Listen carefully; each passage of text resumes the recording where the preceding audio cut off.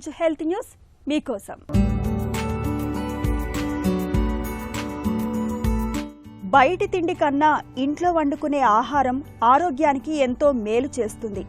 దీంతో మధుమేహం, ఊబకాయం, గుండె జబ్బులు వంటి సమస్యల ముప్పు తగ్గుతున్నట్లు పలు అధ్యయనాలు చెబుతున్నాయి. ఇది తీవ్ర మతిమరుపును తెచ్చిపెట్టే డిమెన్షియా బారిన పడటాన్ని కూడా తగ్గిస్తున్నట్లు తాజా పరిశోధనలో బయటపడింది. జపాన్ జెరంటాలజీ ఎవాల్యుయేషన్ అధ్యయనంలో పాల్గొన్న 11,000 మంది వృద్ధుల ఆరోగ్య సమాచారాన్ని విశ్లేషించి మరీ ఈ విషయాన్ని పరిశోధకులు గుర్తించారు. డిమెన్షియా నివారణలో జీవనశైలి మార్పులు కీలక పాత్ర పోషిస్తున్నట్లు ఫలితాలు సూచిస్తున్నాయని పరిశోధకులు పేర్కొంటున్నారు.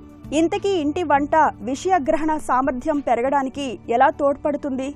ఇంట్లో వండుకోవడం అనేది ఆరోగ్యకరమైన ఆహారపు అలవాట్లను ప్రోత్సహిస్తుంది.